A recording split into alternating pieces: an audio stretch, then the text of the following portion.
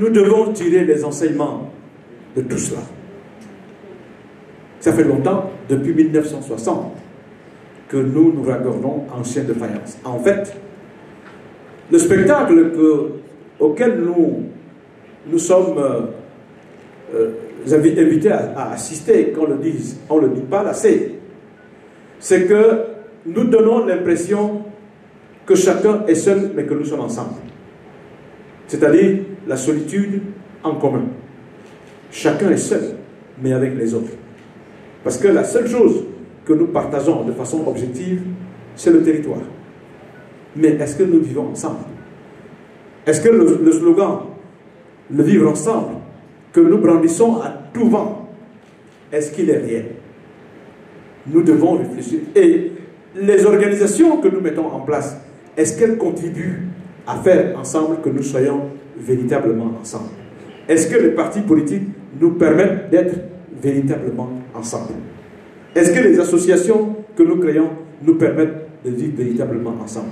Or, ce dont nous avons besoin, les Gabonaises et les Gabonais, c'est d'être véritablement ensemble. Parce que personne n'a la science infuse. Personne, quelle que soit sa valeur.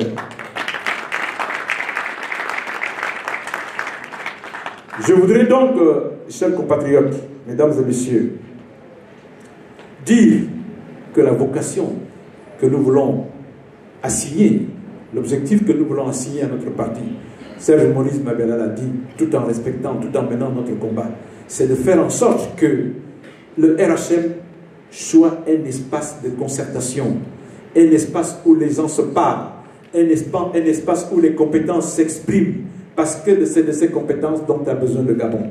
Nous voulons être une force de proposition pour le développement de ce pays. Et nous ne pouvons pas le faire seuls.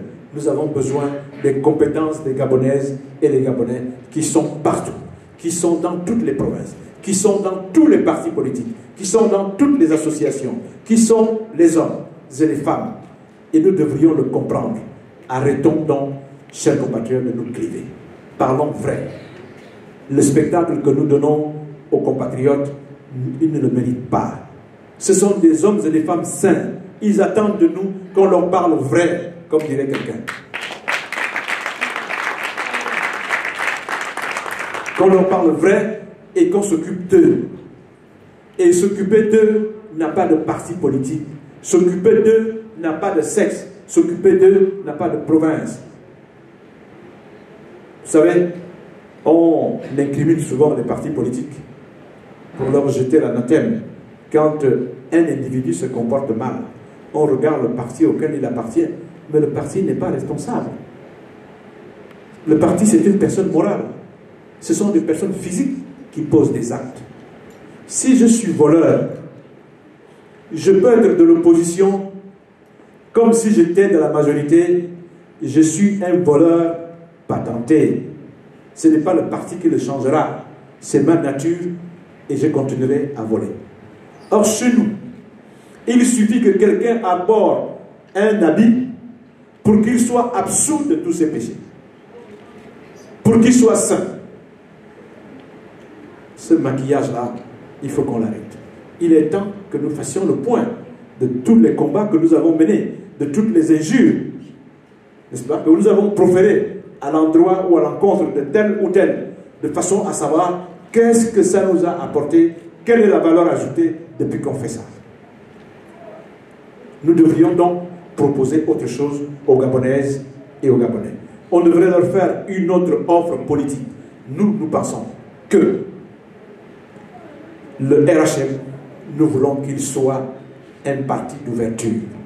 Nous voulons traiter avec tous ceux qui pensent Gabon, quel que soit l'endroit où ils sont.